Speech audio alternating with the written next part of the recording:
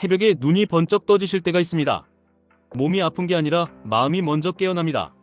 물 한 잔 마시려다가도 손이 먼저 휴대폰으로 가고 계좌를 열고 차트를 봅니다. 그리고 유난히 눈에 박히는 글자가 있습니다. QLD, TQQQ. 그 두 글자를 보는 순간부터 머릿속에는 같은 영화가 돌아갑니다. 남들은 여기서 돈 벌었다는 이야기, 그런데 나는 여기서 무너질 수도 있다는 불안. 이 불안이 진짜 무서운 이유는 돈이 줄어들어서가 아닙니다. 내가 나를 못 믿게 되기 때문입니다. 오늘은 그 지점, 왜 우리는 늘 싸게 팔고 비싸게 사게 되는지, 그리고 그걸 구조로 막는 방법을 아주 구체적으로 말씀드리겠습니다. 주식은 이상한 게임입니다. 아파트는 10년, 20년 들고 계신 분들이 많습니다. 그런데 주식은 10년 들고 있다는 말을 하기가 어렵습니다. 주식이 나빠서가 아닙니다. 변동성이 크기 때문입니다. 변동성이 크면 사람은 거의 예외 없이 똑같은 행동을 합니다. 올라갈 때는 확신이 생겨서 더 사고, 내려갈 때는 공포가 생겨서 팔아버립니다. 그리고 이 두 행동은 신기하게도 늘 타이밍이 비슷합니다. 올라갈 때 더 사는 건 보통 이미 오른 뒤입니다. 내려갈 때 파는 건 보통 이미 많이 내린 뒤입니다. 그래서 결과가 비슷해집니다. 돈도 잃고 자신감도 잃고 투자 자체가 싫어집니다. 많은 분들이 실패 원인을 이렇게 생각하십니다. 내가 종목을 잘못 골랐나? 내가 뉴스 타이밍을 놓쳤나? 내가 경제를 몰라서 그런가? 그런데 현실에서는 더 단순한 이유가 더 많습니다. 내 계좌의 흔들림이 내 마음의 흔들림이 되었기 때문입니다.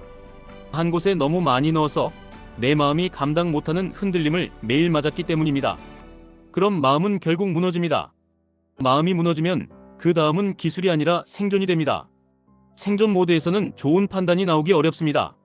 이제 변동성이 왜 수익률까지 망가뜨리는지 숫자로 아주 구체적으로 보여드리겠습니다. 많은 분들이 이렇게 생각합니다. 오를 때 더 많이 오르면 내릴 때 좀 내리더라도 결국 남는 거 아니냐고요? 그런데 복리는 그렇게 작동하지 않습니다. 예를 들어 1억 원이 있습니다. 첫 해 수익률이 플러스 20%, 둘째에 마이너스 10%, 셋째에 플러스 20%, 넷째에 마이너스 10%라고 해보겠습니다. 이렇게 4해가 지나면 돈이 꽤 늘어 있습니다. 대략 1억 1,600만 원대가 됩니다. 이건 변동성이 상대적으로 낮아서 복리의 힘이 살아있기 때문입니다. 그런데 이번엔 더 강한 변동성을 상상해 보겠습니다. 첫 해 플러스 50%, 둘째에 마이너스 40%, 셋째에 플러스 50%, 넷째에 마이너스 40%입니다. 오를 때가 더 크니까 결국 남겠죠. 하지만 결과는 반대가 될 수 있습니다. 왜냐하면 큰 하락은 복구에 더 큰 상승을 요구하기 때문입니다. 40%가 떨어진 자리는 40%가 올라서 돌아오지 않습니다. 원래 자리로 돌아오려면 더 큰 상승이 필요합니다. 그래서 변동성이 커질수록 수익률은 겉으로 보이는 평균보다 실제로 더 낮아지기 쉽습니다. 이게 바로 변동성 자체가 리스크를 키우고 수익률까지 깎아먹는 이유입니다. 그리고 여기서 QLD, TQQQ가 등장합니다. 이 상품들이 매력적인 이유는 너무 명확합니다.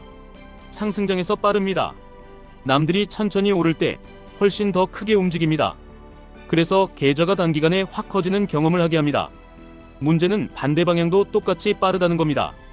내려올 때도 빠르고 내려올 때 빠른 상품은 사람의 마음을 더 빨리 무너뜨립니다.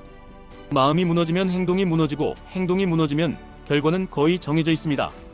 바닥 근처에서 팔고 반등을 놓치고 뒤늦게 따라 들어가고 또 흔들립니다. 여기서 많은 분들이 아주 그럴듯한 전략을 떠올리십니다. 경기가 나쁠 때는 주식을 안 들고 있다가 경기가 좋아지면 그때 사면 되지 않느냐는 생각입니다. 그런데 실제로 이런 전략이 생각만큼 성과가 잘 나오지 않는 경우가 많습니다. 주식은 경기가 좋아져서 오르기만 하지 않습니다.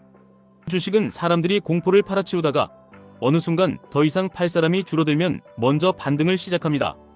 경기는 더 나빠지고 뉴스는 더 어두운데 주식은 먼저 올라가기 시작하는 구간이 꼭 있습니다. 그 반등은 짧고 날카로운 경우가 많습니다. 그런데 그때 대부분의 사람은 못 삽니다. 아직 지표가 나쁘니까요. 아직 뉴스가 무섭니까요. 그러다가 반등이 지나간 뒤에야 들어가고 다시 흔들립니다. 그래서 예측으로 이기겠다는 마음은 오히려 가장 중요한 반등을 놓치게 만들 수 있습니다. 그래서 투자의 핵심은 예측이 아닙니다. 내가 예측하지 않아도 살아남는 구조를 만드는 것입니다. 구조가 없으면 내가 한번 틀릴 때 계좌가 끝납니다. 이게 한 곳에만 투자할 때 벌어지는 일입니다. 한 번 맞으면 천국이고 한 번 틀리면 지옥입니다. 그리고 사람은 지옥에서 좋은 선택을 못합니다. 이제 여기서부터는 진짜 실전으로 들어가겠습니다. 구조를 만든다는 말을 뜬구름처럼 들으시면 안 됩니다. 정말로 계좌 안에서 역할을 분리하셔야 합니다. 딱 세 가지입니다. 기본 자산, 공격 자산, 현금입니다. 이 세 개가 섞여 있으면 흔들릴 때 구분을 못합니다. 구분을 못하면 다 같이 팔아버립니다. 그래서 역할을 나누셔야 합니다. 기본 자산은 이런 역할입니다. 내가 잠이 부족해도 일하느라 바빠도 뉴스가 떠도 그냥 들고 갈 수 있는 자산입니다. 시장을 넓게 담는 형태가 여기에 들어갑니다. 이 자산은 폭발적인 수익을 약속하는 자산이 아니라 끝까지 버티게 해주는 자산입니다. 끝까지 버티게 해주는 자산이 있어야 공격 자산도 오래 들고 갈 수 있습니다. 공격 자산은 이런 역할입니다. 수익률을 더 올리고 싶어서 선택하는 자산입니다. QLD, TQQQ 같은 상품이 여기 들어갈 수 있습니다. 다만 조건이 있습니다. 공격 자산은 내 마음을 흔드는 자산이라는 걸 인정하고 비중과 규칙을 반드시 같이 가져가셔야 합니다. 현금은 이런 역할입니다. 수익이 아니라 선택지입니다. 현금이 있으면 하락장에서 살 수 있습니다. 현금이 없으면 하락장에서 할 수 있는 건 버티거나 팔거나 둘 중 하나가 됩니다. 둘 중 하나로 몰리는 순간 공포에 져서 파는 확률이 급격히 올라갑니다. 그래서 현금은 수익을 내는 돈이 아니라 실수를 막는 돈입니다. 실수를 막으면 결국 장기 수익률이 올라갑니다. 여기서 이제 아주 구체적으로 비율을 이야기해 보겠습니다. 비율의 정답은 없습니다. 하지만 현실적인 기준은 있습니다. 바쁘게 일하시고 가족 책임이 있고 대출 이자도 내시고 하루 종일 시장을 볼 수 없는 분들일수록 공격 자산이 계좌를 지배하면 안 됩니다. 계좌가 잠을 빼앗으면 언젠가 큰 실수를 하게 됩니다. 그래서 공격 자산은 내가 견딜 수 있는 수준으로 제한하셔야 합니다. 예시를 드리겠습니다. 기본 자산을 일단 절반 이상으로 두시는 분들이 많습니다. 공격 자산은 합쳐서 20에서 30 정도로 제한합니다. 나머지는 현금으로 둡니다. 이렇게 하면 하락장에서도 숨을 쉽습니다. 그리고 기회가 올 때 현금이 일을 합니다. 여기서 바로 반응이 나옵니다. 현금이 많으면 수익이 줄어드는 거 아닌가요? 맞습니다. 현금은 단기 수익을 줄일 수 있습니다. 하지만 현금은 실수를 더 크게 줄입니다. 그리고 대부분의 개인 투자자는 수익이 부족해서 무너지는 게 아니라 실수가 커서 무너집니다. 현금은 수익률을 올리는 도구가 아니라 실수율을 낮추는 도구입니다. 실수율이 낮아지면 장기 수익률은 결국 올라갑니다.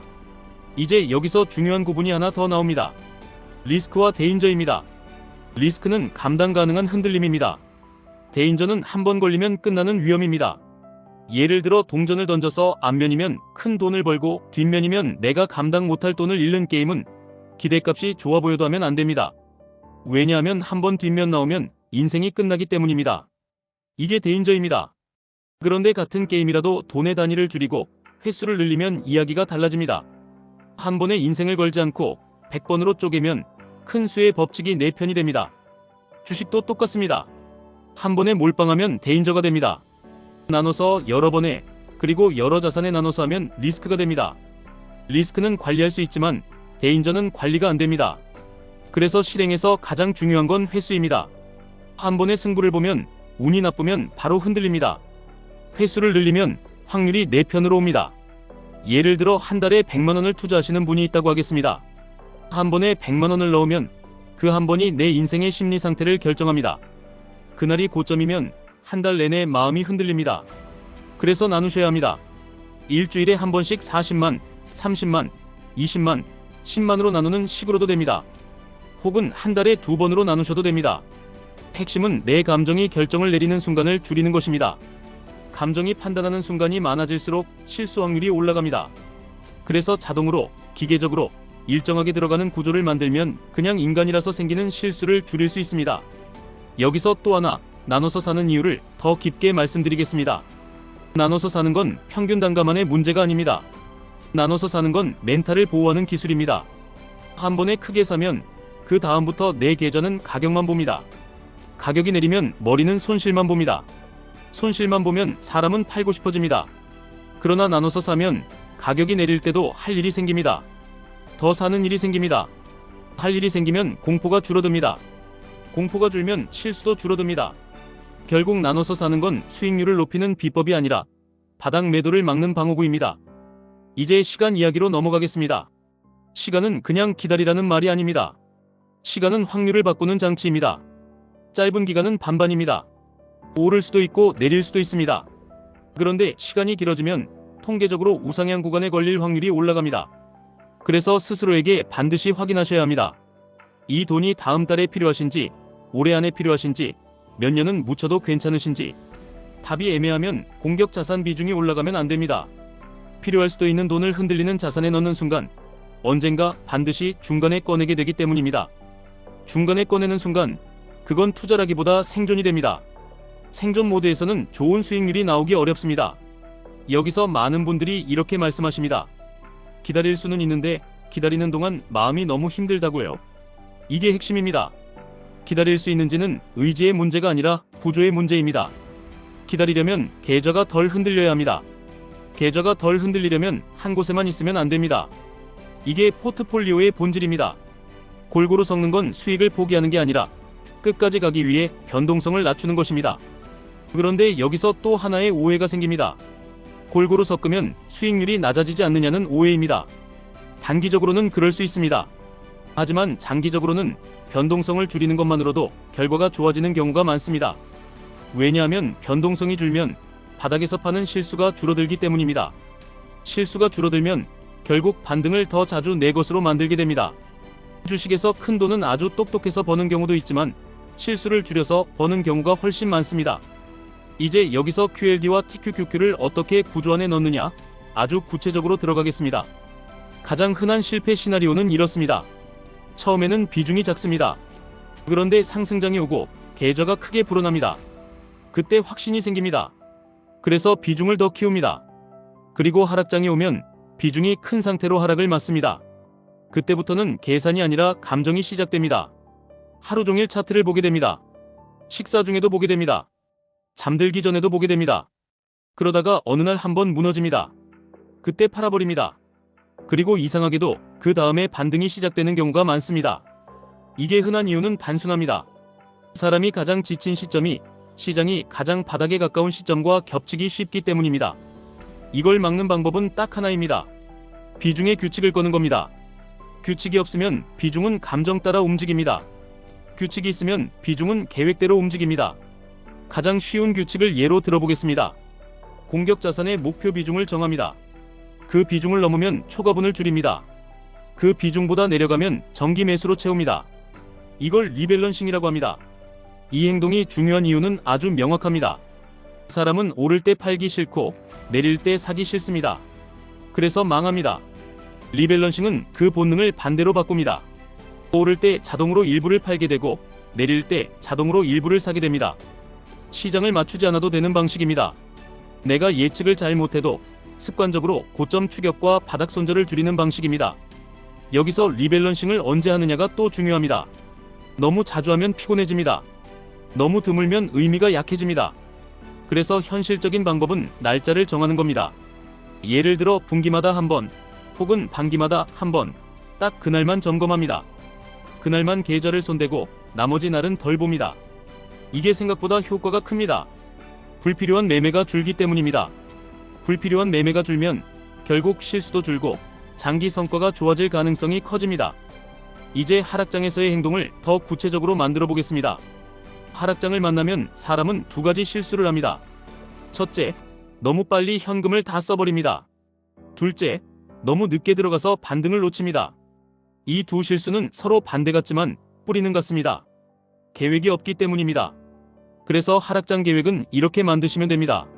내가 쓸 현금을 세 덩어리로 나눕니다. 첫 덩어리는 약한 조정에서, 둘째 덩어리는 더 큰 조정에서, 셋째 덩어리는 공포가 극단일 때. 이렇게 나누는 이유는 하나입니다. 내가 바닥을 맞추려는 욕심을 버리고 대신 확률을 내 편으로 만드는 겁니다. 바닥은 아무도 모릅니다. 하지만 공포 구간을 여러 번에 나눠 밟는 건 가능합니다. 그게 바로 큰 수의 법칙을 투자에 적용하는 방식입니다. 그리고 공격 자산을 쓰는 분들, 특히 TQQQ 같은 더 강한 변동성을 쓰는 분들은 여기서 하나를 더 넣으셔야 합니다. 현금을 다 써버리면 남는 건 공포뿐입니다. 공포만 남으면 사람은 결국 팔아버립니다. 그래서 현금은 반드시 남겨야 합니다. 이 현금은 수익을 못 내는 돈이 아니라 최악의 실수를 막는 돈입니다. 최악의 실수만 막아도 투자 인생은 완전히 달라집니다. 이제 이런 질문이 꼭 나옵니다. 그럼 언제 파느냐는 질문입니다. 여기서 단호하게 말씀드릴 수 있습니다. 팔 타이밍을 맞추려면 대부분 실패합니다. 그럼 팔지 말라는 뜻이냐? 그건 아닙니다. 팔아야 합니다. 다만 예측으로 파는 게 아니라 규칙으로 파셔야 합니다. 규칙으로 파는 가장 쉬운 방식은 비중 규칙입니다. 공격 자산이 목표 비중을 넘어가면 초과분을 줄입니다. 그리고 그 돈은 기본 자산이나 현금으로 옮깁니다. 이렇게 하면 상승장에서 욕심을 조금 자동으로 잠그게 됩니다. 그리고 하락장에서 총알이 남습니다. 총알이 남으면 하락장에서 내가 당황하지 않습니다. 당황하지 않으면 바닥에서 팔 확률이 줄어듭니다. 또 이런 질문도 나옵니다. 지금이 너무 비싸 보인다는 질문입니다. 이럴 때 답은 단순합니다.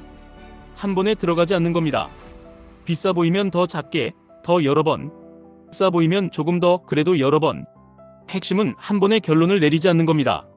한 번에 결론 내리면 그 결론이 틀릴 때 내 마음이 무너집니다. 여러 번에 걸쳐 확률 게임으로 바꾸면 결론이 틀려도 계좌가 끝나지 않습니다. 또 이런 질문도 나옵니다. 나는 이미 물려있다는 질문입니다. 이 질문에서 가장 중요한 건 지금이 바닥인지 꼭대기인지가 아닙니다. 내가 이걸 계속 들고 가도 되는 구조인지입니다. 생활비가 빠듯해지고 잠이 깨고 가족 앞에서 말수가 줄고 출근길이 더 무거워졌다면 그건 종목의 문제가 아니라 비중의 문제일 가능성이 큽니다. 그럴 때는 종목을 바꾸기 전에 구조를 바꾸셔야 합니다. 숨을 쉬게 만들어야 합니다. 숨을 쉬면 판단이 돌아옵니다. 판단이 돌아오면 실수가 줄어듭니다. 실수가 줄면 결국 결과가 달라집니다. 이제 한 가지 더 정말 현실적인 이야기를 하겠습니다. 한 곳에만 투자하면 정보가 나를 망가뜨립니다. 뉴스 한 줄에 마음이 오르락 내리락 합니다. 지표 발표가 있는 날은 하루가 통째로 흔들립니다. 이 상태가 계속되면 투자 실력은 늘지 않습니다. 대신 피로만 늡니다. 피로가 쌓이면 결국 그만두고 싶어집니다. 그만두는 순간은 보통 바닥 근처입니다. 그래서 계좌를 보는 규칙도 구조의 일부입니다. 예를 들어 이렇게 정하시면 됩니다. 하루에 한 번만 봅니다. 혹은 주말에만 봅니다.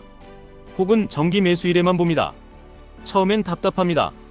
내가 덜 볼수록 내가 덜 움직이게 됩니다. 내가 덜 움직일수록 내가 바닥에서 팔 확률이 줄어듭니다. 주식에서 큰 차이는 종목보다 행동에서 벌어지는 경우가 많습니다. 구조를 더 단단하게 만드는 방법을 더 드리겠습니다. 첫째, 목적을 한 문장으로 적으십시오. 나는 왜 투자하는지 이걸 한 문장으로 적어야 합니다. 노후를 편하게 만들기 위해서인지, 가족의 시간을 지키기 위해서인지, 대출 부담을 줄이기 위해서인지. 목적이 명확하면 흔들릴 때 돌아갈 곳이 생깁니다. 목적이 없으면 뉴스가 목적이 됩니다. 뉴스가 목적이 되면 매매는 도박이 됩니다. 둘째, 계좌를 역할별로 나누십시오. 하나의 계좌 안에서라도 3칸을 나누십시오. 기본 자산은 손대지 않는 구역, 공격 자산은 규칙대로만 운용하는 구역, 현금은 절대 바닥까지 쓰지 않는 구역. 이렇게 나누면 흔들릴 때도 구분이 됩니다. 구분이 되면 실수가 줄어듭니다. 셋째, 자동을 활용하십시오. 내 손이 개입하는 순간 내 감정도 개입합니다. 내 감정이 개입하면 규칙은 무너집니다. 자동은 의지를 대신하는 장치입니다. 넷째, 현금을 무능한 돈으로 보지 마십시오. 현금은 보험입니다.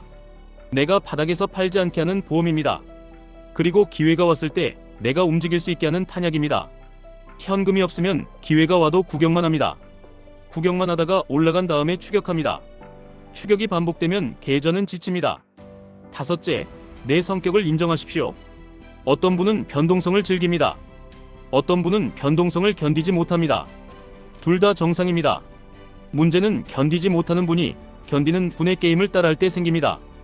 특히 TQQQ처럼 흔들림이 큰 도구는 성격과 구조가 맞지 않으면 내 인생을 피곤하게 만들 수 있습니다. 이제 마지막으로 체크리스트를 드리겠습니다. 공격 자산 비중이 내 잠을 뺐는지 보십시오. 현금이 남아있어서 하락장에서 선택지가 있는지 보십시오.